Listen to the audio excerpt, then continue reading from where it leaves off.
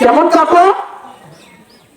এমন তাকওয়া যে ওমর ইবনে খাত্তাব রাদিয়াল্লাহু তাআলা আনহুর মতো মানুষ, যাকে আল্লাহ তাআলা রাসূল বলেছেন লাউ কানা মিন বাদি নাবিয়্যুন লাকানা ওমর, আমার পরে যদি কেউ নবী হয় হযরত ওমরকে আল্লাহ পাক নবুয়তি দান করতেন। অথচ এই লোকটা হুযায়ফা রাদিয়াল্লাহু তাআলা আনহুর কাছে যা বলেন, হুযায়ফা আমি তো দুনিয়া থেকে বিদায় নিয়ে যাব, কখন যাব বলা যায় না, দেখো তো আমার নামটা মুনাফিকের লিস্টের মধ্যে আছে কিনা। সুবহানাল্লাহ। কত বড় জালিলুল কদর পয়গম্বর, জলিলুল কদর সাহাবী, যার সম্পর্কে আল্লাহ রাসূল বলেছেন নবুয়তির সকল যোগ্যতা ছিল, কিন্তু নবুয়তি পাবে না কি জন্য? যেহেতু আল্লাহ রাসূল আমি মুহাম্মদ রাসূলুল্লাহ সাল্লাল্লাহু আলাইহি ওয়াসাল্লাম শেষ রাসূল, শেষ নবী, আমার পরে কোন নবী আসবে না, এই জন্য ওমর নবী হতে পারে না।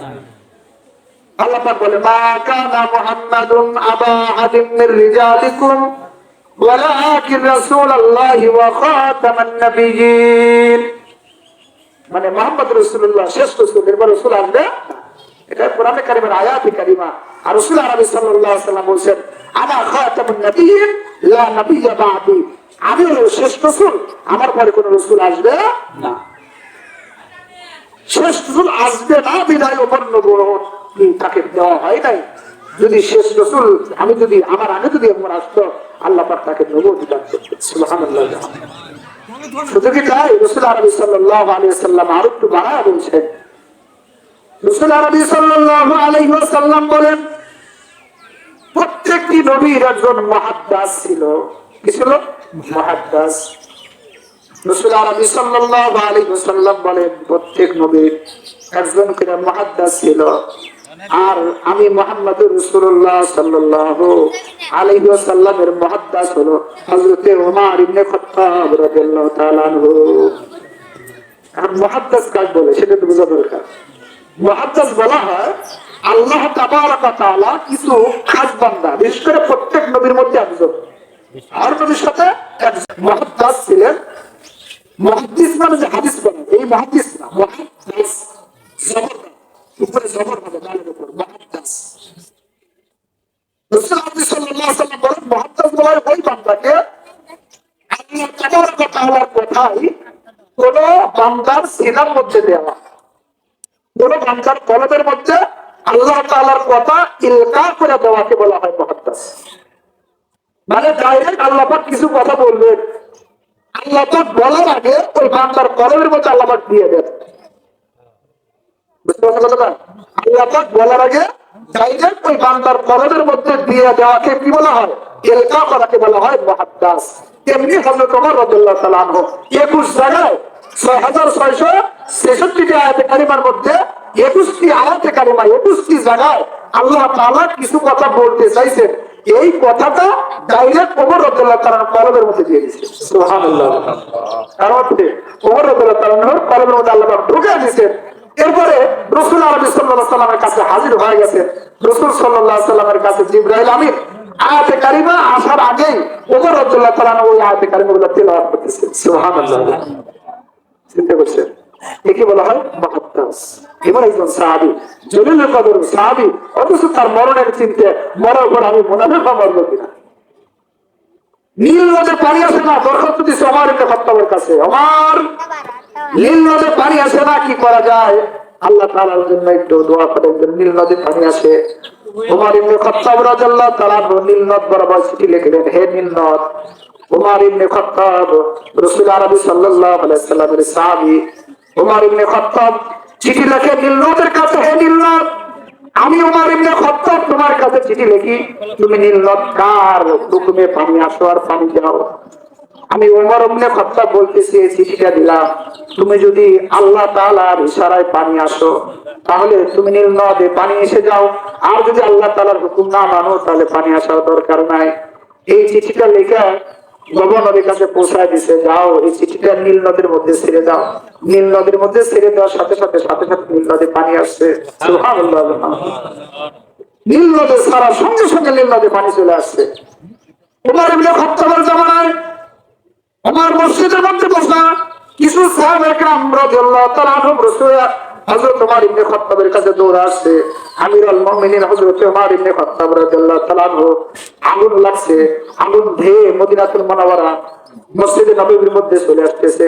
হযরত ওমর রাদিয়াল্লাহু তাআলা আনহু লাঠি একটা হাতে নিলেন, হাতে নিয়ে আগুনের বাইরে বলতেছেন, হে আগুন, এখন আল্লাহ রাসূলের সাহাবীরা দুনিয়ার বুকে বেঁচে আছে, তুমি আগুন মসজিদে নববীর দিকে আসতে চাও, যাও তাড়াতাড়ি চলে যাও।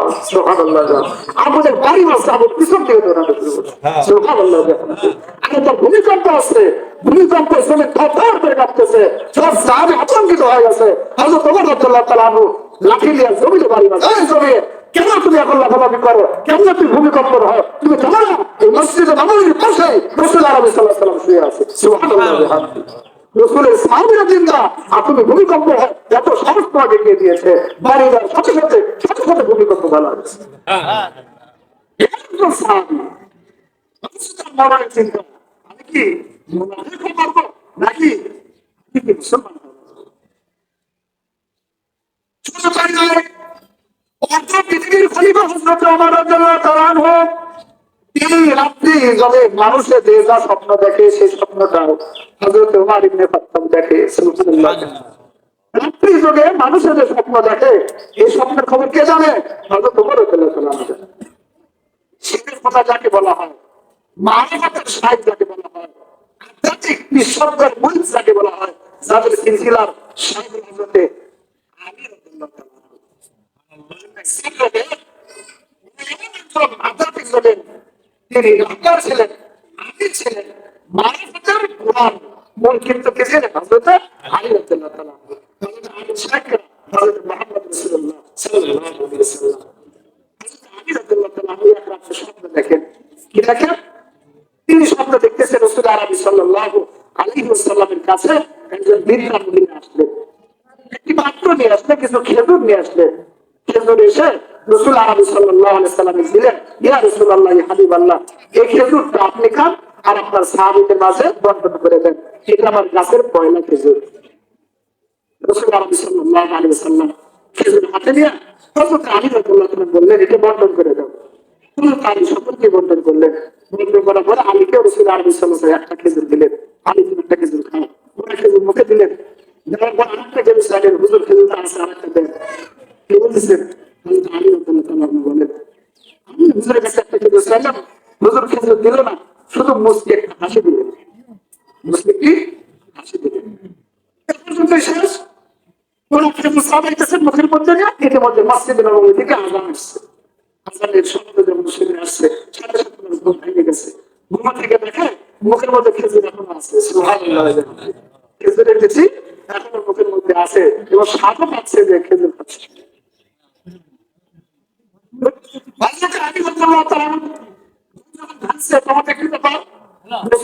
খেজুর খেলাম, এখন তো রসুলের যুগ না, রসুলের ইন্তিকাল করেছেন, রসুলের পর হযরত আবু বকর সিদ্দিক ইন্তিকাল করেছেন, এখন তো খলিফা হযরত ওমর রাদিয়াল্লাহু তাআলা। সুবহানাল্লাহ। এখন ওমরের যুগ, ওমর খলিফা। আমি স্বপ্ন দেখছি রসুল আমাকে খেজুর দিচ্ছে, সেই খেজুর খাচ্ছি। হযরত আলী রাদিয়াল্লাহু তাআলা বলেন, আমি ওযু করে খেজুরটা রাখিয়া খেজুরের বিচিটা ফেলা দিয়া আমি মসজিদে নববীতে নামাজ পড়তে গেলাম। নামাজ পড়তে যা দেখি হযরত ওমর ইবনে খাত্তাব রাদিয়াল্লাহু তাআলা আনহুর ইমামতিতে নামাজ চলতেছে। নামাজে শরীক হলাম, নামাজ পড়লাম, দেখলাম ওই যে বৃদ্ধা মহিলা খেজুরের পাত্র নিয়ে আসছে, ওনা আবার চলে আসছে, এসে বলতেছে, আমিরুল মুমিনিন হযরত ওমর ইবনে খাত্তাব রাদিয়াল্লাহু তাআলা আনহু, হ্যাঁ আমিরুল মুমিনিন, এটা আমার গাছের পয়লা খেজুর, আপনি খান আর আল্লাহ রাসূলের সাহাবীদের মধ্যে খেজুরটা বন্টন করে দেন। হযরত ওমর রাদিয়াল্লাহু তাআলা হযরত আলীকে ডাকলেন, আলী আসো খেজুর বন্টন করে দাও। হযরত আলী রাদিয়াল্লাহু তাআলা আসলেন, খেজুর বন্টন করতেছেন। সবাইকে দেওয়া যখন শেষ, হযরত আলীকে একটা খেজুর হযরত ওমর ইবনে খাত্তাব দিলেন, দিয়ে বলে, আলী এটা তুমি নাও। আলী রাদিয়াল্লাহু তাআলা মুখে নিলেন, লড় বড় বলতেছেন, হুজুর খেজুর কারো আছে আমিরুল মুমিনিন, আমাকে কি আরেকটা খেজুর দেওয়া যায় না? হযরত ওমর রাদিয়াল্লাহু তাআলা বলতেছেন, আলী গত রাতে তো তুমি বন্টন করলে, গত রাতে তো আল্লাহ রাসূল তোমাকে খেজুর দিল, খেজুর তো একটাই দিল, অতিরিক্ত তো দেয় নাই। যদি আল্লাহ রাসূল অতিরিক্ত দিত, আমি ওমর ইবনে খাত্তাব তোমাকে অতিরিক্ত দিতাম। সুবহানাল্লাহ। সুতরাং রাসূল যা করে নাই সেই কাজ আমি কখনো করতে পারবো না। এবার প্রত্যেক জগতের রাহবার হযরত ওমর ইবনে খাত্তাব রাদিয়াল্লাহু তাআলা আনহু, সেই রাহবার বলতেছেন, যে আমার মরণ যখন হবে, আমি যখন দুনিয়া থেকে চলে যাবো, আমি কি আসলে ইমানদার হয়ে মারবো নাকি আমি মুনাফিক হয়ে মারবো? হযরত হুযায়ফা বলেন, না বলা যাবে না, আপনি মুনাফিক না মুসলমান, এই কথা বলা যাবে না, বলা নিষেধ। আল্লাহ রাসূল বলছেন বলা যাবে না। সাহাবীদের তাকওয়া পরেশগারি দেখে, শুধু ওমর না, এই সাহাবীর তাকওয়াটা দেখে। প্রত্যেক সাহাবী একজন নক্ষত্র। আল্লাহ রাসূল বলেছেন আস-সাহাবী কান-নুজুম ফামান ইক্তিদাইতু ইক্তিদাইতু। আল্লাহ রাসূল বলেন প্রত্যেকটি সাহাবী নক্ষত্র।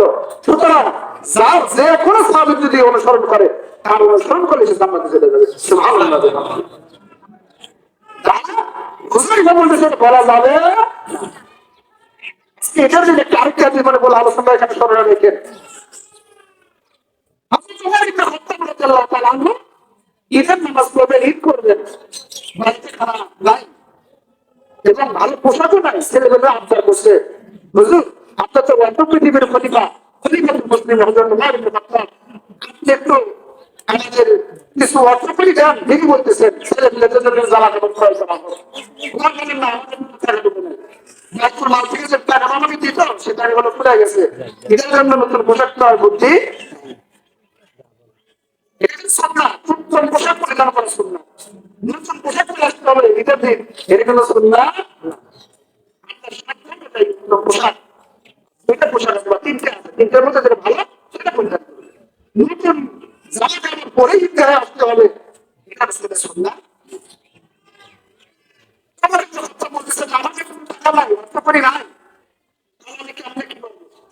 দিদি বুদ্ধি দিলে কাজ করা যায় না, এর বাইরে গেলে দরখাস্ত করে এক মাসের অগ্রিম বেতন দেন, কিনা এক মাসের অগ্রিম বেতন দেন, সেই বেতনটা নিয়ে আমাদের আমাদের দেন, আমরা একটু ভালো খাবার দাবার বা একটু পোশাকের ব্যবস্থা করি।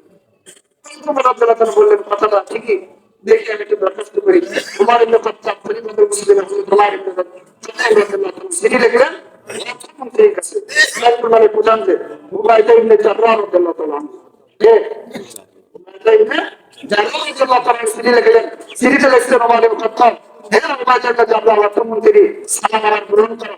আমি ওমর ইবনে খাত্তাব বলতেছি, আমাকে এক মাসের অগ্রিম বেতন দরকার, যদি তুমি দাও তাহলে আমি শুকরিয়া আদায় করি তোমাকে। দরখাস্ত করেছেন এক মাসের অগ্রিম বেতন নেওয়ার জন্য। উবাইদা ইবনে জাররাহ রাদিয়াল্লাহু তাআলা আমাকে যখন চিঠি চলে গেছে, চিঠির উপর পৃষ্ঠা লিখে দিয়েছে,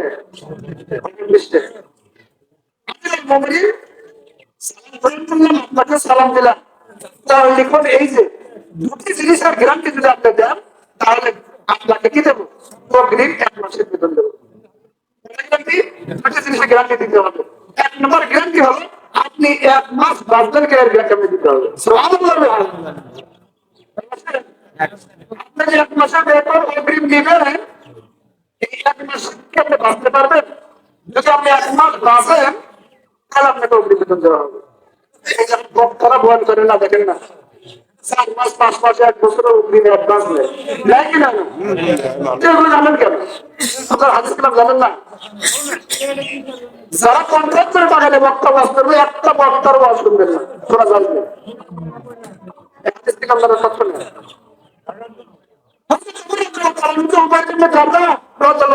বললেন যদি আপনি এক মাসের হায়াত পান, বাঁচবেন কিনা এর গ্যারান্টি যদি দেন, তাহলে আপনাকে অগ্রিম বেতন দেবো।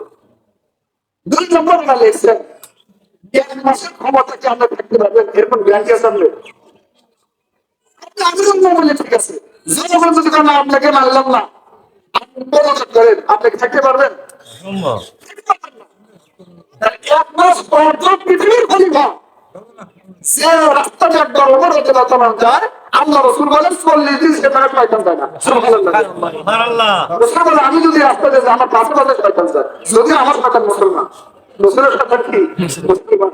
রাসূল আরবি সাল্লাল্লাহু আলাইহি ওয়াসাল্লাম বলেন লিকুল ইনসান শাইতানুন, প্রত্যেকটি মুসলমানের সাথে শয়তান থাকে। আয়েশা থেকে বলে হুজুর আপনার কাছে কি থাকে? আমার কাছে থাকে, তবে আমার শয়তান মুসলমান হয়েছে। সুবহানাল্লাহ। রাসূল আরবি বলেন ওমর হচ্ছে রাস্তা দিয়ে যায় না, 40 দিন যে শয়তান যায় না।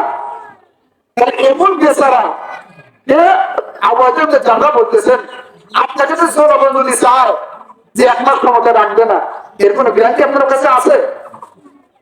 তোমার এই দুটো পত্রের পিছনে যখন দুইটা শব্দ যখন দেখছে, দুইটি শব্দ যখন দেখছে, হ্যাঁ ঠিকই তো বলছেন, আমি তো গ্যারান্টি দিতে পারি না আমার মৌত কত, কখন আমার মৌত হবে, কোন সময় আমার মৃত্যু হবে। আমি এখনই আমি পৃথিবীতে চলে যেতে পারি। আমি যে 1 মাসের অগ্রিম বেতন নেবো, তাহলে এই বেতন যদি আমি যদি মারা যাই, তাহলে এই বেতনের হক কে আদায় করবে? আর আমার কাছে 1 মাস জনগণ ক্ষমতা নাও রাখতে পারে, সাথে সাথে না হাওয়া করে খেতে দিচ্ছে 1 মাসের বেতন আমার দরকার। তাহলে এই তাকওয়া পরহেজগারি ওমরের মধ্যে যখন আমরা পাই, ওমর ইবনে জামিল রাদিয়াল্লাহু তাআলা আনহু তিনিও কত তাকওয়া পরহেজগারি মানুষ। তাই মনে যার যত কাছে থাকবে, যে মনে করবে মত আমার সাথে, তখন কিন্তু সে গুনাহটা করতে পারে না। রাসূল সাল্লাল্লাহু আলাইহি ওয়াসাল্লাম সাহাবীদের বলতেছেন, হে সাহাবারা, মওতকে তোমরা কত দূরে রাখছো? বিভিন্ন জন বিভিন্ন কথা বলতেছেন। হযরত আলী রাদিয়াল্লাহু তাআলা বলেন, আমি মওতকে এত কাছে রাখছি যে ডান দিকে সালাম পেয়েছি, বাম দিকে সালাম ফিরাতে পারবো কিনা এর মধ্যে আমার মওত আসতে পারে। রাসূল সাল্লাল্লাহু আলাইহি ওয়াসাল্লাম বলেন, মওত তোমার আরো কাছে, মওত কি আরো কাছে। রাসূল আরবি শিক্ষা দেন সাহাবীদেরকে, উম্মত মুহাম্মাদকে শিক্ষা দেন, চোখের পাতা ফেলছেন, উঠাইতে পারবেন কিনা এর কোনো গ্যারান্টি নাই, এর মধ্যে কিন্তু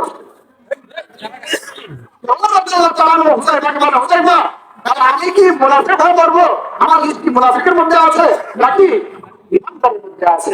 বুঝতে পারবো না, কথা বলা যাবে না, আল্লাহ তো নাম বলছে। কথা বুঝলেন না? বৃষ্টি আছে, বৃষ্টি মাথায় নিয়ে চলে গেছে, বুঝাইবার কাছে বুঝাইবা, তোমাকে একটা প্রশ্ন করি, প্রশ্ন উত্তর দিতে হবে। হ্যাঁ বলেন, কি প্রশ্ন? বলে যে আমার নাম মুনাফিকের লিস্টে আছে কিনা সেটা আমি জানতে চাই না, আমি তোমার কাছে একটা আরবি নিয়ে আসছি, প্রশ্ন নিয়ে আসছি। সেটা হলো, আমি যদি ইন্তিকাল করি তাহলে আমার জানাজায় তুমি শরীক হবে কিনা?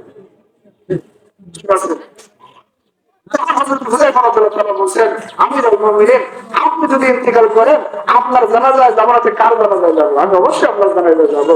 তাহলে তোমার কথা বলতেছেন আলহামদুলিল্লাহ, তার মানে বোঝা গেল আমার নামটা মুনাফিকের লিস্টির মধ্যে নাই। কারণ মুনাফিকের জানাজায় হযরত হুযায়ফা যায় না। যেহেতু আপনি ওয়াদা দিয়েছেন যে আমার জানাজা আপনি শরীক হবেন, তার মানে আমি বুঝতে পারলাম আমি ওমর ইবনে খাত্তাব মুনাফিক না, আমি একজন মুমিন, আমি একজন মুসলমান। সকলকে আমাদের তাকওয়ার পরহেজগারি শিক্ষা দিল, এটা যেন আমাদের ধরে রাখার তৌফিক দান করেন। সকলে বলে আমিন।